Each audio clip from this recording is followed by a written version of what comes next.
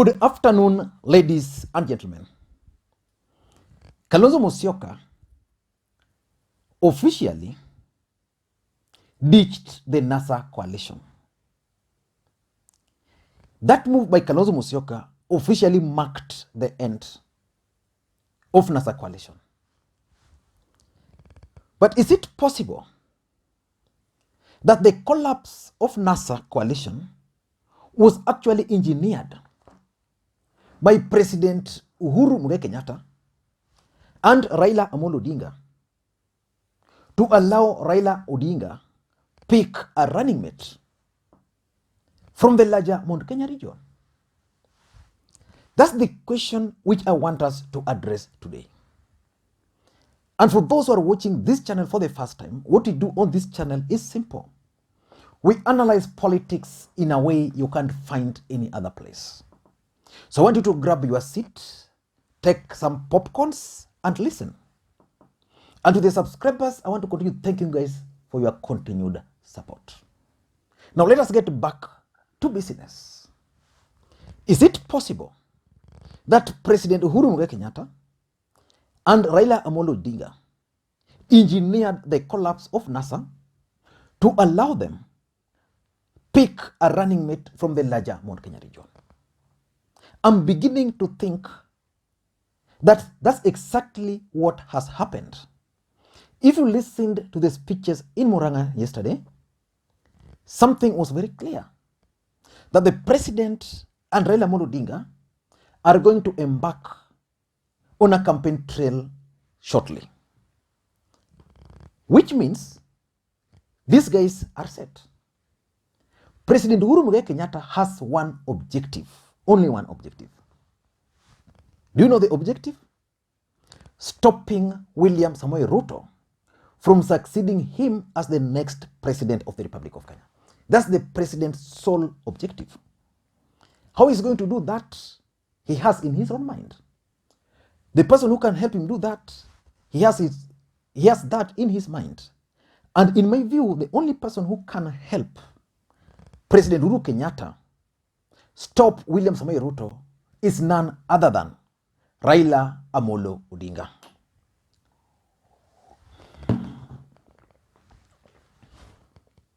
It's only Raila who can help him stop William Samoei Ruto, and probably with the help of the deep state. And President Uhuru Kenyatta's strategy, in my considered opinion, is very simple. And that strategy is informed by how he won the presidency in 2013 and 2017. The tyranny of numbers. Uhuru Kenyatta and William Ruto became the president and the deputy president of the Republic of Kenya, courtesy of the tyranny of numbers. That is Rift Valley and Central Province. So for President Uhuru Kenyatta to succeed in his arithmetics, he's calculating 4 things. The first thing is locking out William Ruto out of the larger Mount Kenya region. But that's not possible. William Ruto is already entrenched in the larger Mount Kenya region. But that's not the end of the road for the president. He's looking at opportunities of snatching a huge percentage from President Uhuru Kenyatta's side.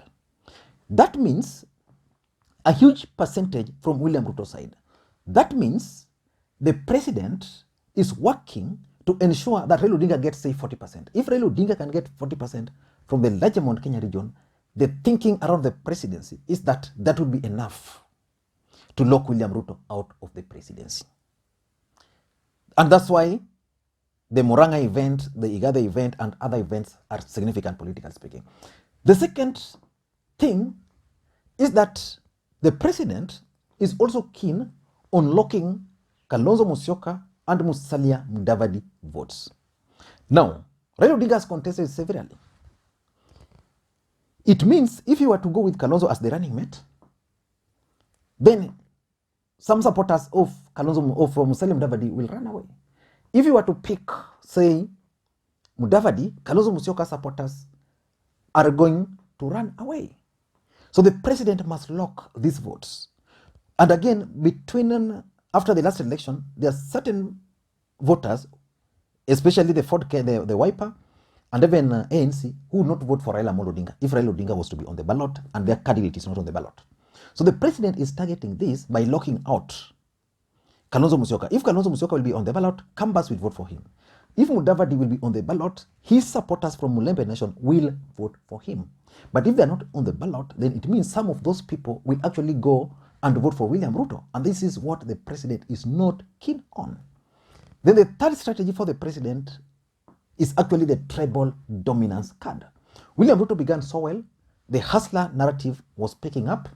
And today I've seen the bottoms up being hit left and right and center online because it's not clear. That hustler narrative is what the DP ought to have sustained. But sustaining that hustler narrative would mean fighting the dynasties, coming out openly to fight dynasties. And the DP is not keen on doing that. So he was trying to camouflage the hustler narrative to be an economic model of the poor. But it's not working.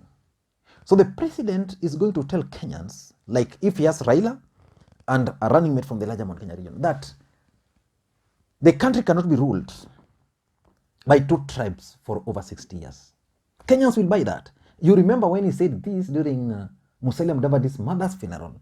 Kenyans bought it. Kenyans felt that indeed two tribes have dominated the politics of this country for a long time. So therefore it was an opportunity for other tribes. So that's the other strategy the president is using. The fourth strategy is basically the deep state. And the deep state is something which is not very easy. Some people believe that the votes received by the Jubilee candidate in Kiambaa were as a result of rigging. If they were as a result of rigging, then that's where the deep state comes in. Deep state will frustrate you during the voter registration. So they realize you have support in Rift Valley. And during voter registration, they'll open a window for 3 months. Kits will be made available, but very few, like it happened to NASA. Very few kits. So that you are told today the registration is in Kapenguria. You go there, there's no registration. The next day you are not told, then those guys are there. So basically, at the end of the day, your people will not register. So the deep state can also use other techniques to deny the DP. But again, even if the deep state were to do that, it means they must have the game of numbers, perceptual numbers. And this is why I strongly believe that President Uhuru Kenyatta and Raila Odinga engineered the collapse of NASA so that Raila Odinga can pick a running mate from the larger Mount Kenya region. Picking a running mate from the larger Mount Kenya region is going to help Raila Odinga in so many ways.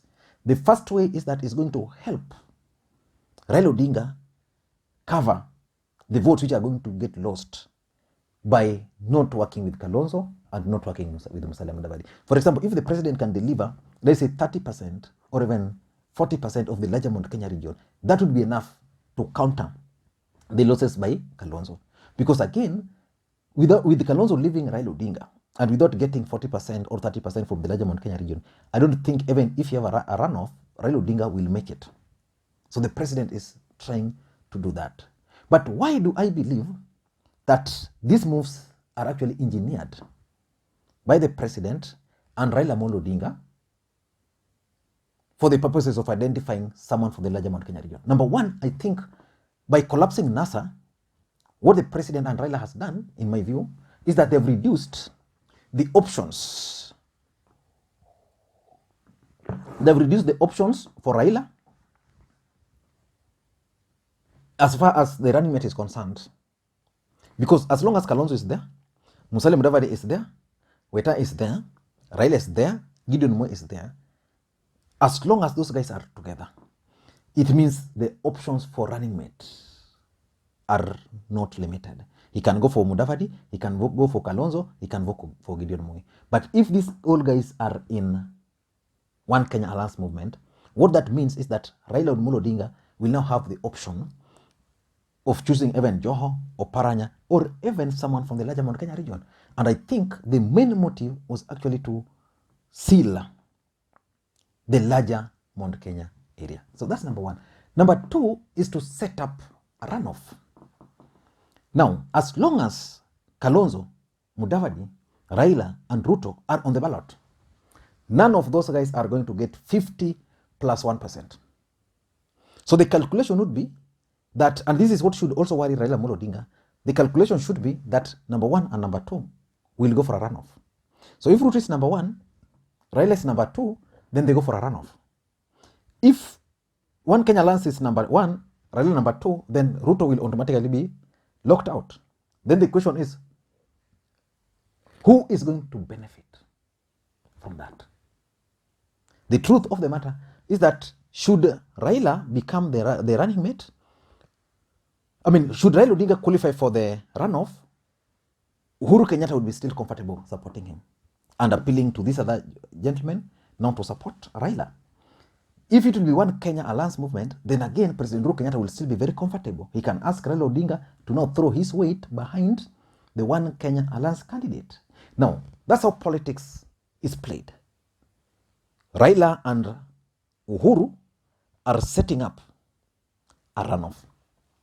Number 3 is about managing the One Kenya Alliance movement. Now, how do you manage One Kenya Alliance movement? They are going to be betrayed. They are going to feel bad. They are going to be very angry if Raila Odinga will not support them. Or if Raila Odinga will pick someone else from the larger Mount Kenya region. So they'll get very angry and they'll react. They'll engineer mass exodus, like what Raila Odinga did when Uhuru was nominated in Kanu as the flag bearer. The same thing is going to happen. So how do you manage that? Because if that's going to happen, it means Kalonzo Musyoka might decide, I'm going to Ruto. Musalia Mudavadi is going to say, I'm going to Ruto. What do you think will stop him? Nothing. So you manage them by setting for them One Kenya Alliance movement. They go there, they identify their flag bearer. That flag bearer will run so that they don't join William Ruto's camp. And lastly, I think it's also about creating soft landing for Raila Odinga during runoff. If you allow Kalonzo, Mudavadi, Weta to exit early, then their supporters and supporters of Raila Odinga are going to clash. So the best thing, allow them go. Once they leave, then Raila Odinga is supported. Then should we go for a runoff? And because there was no major fallout,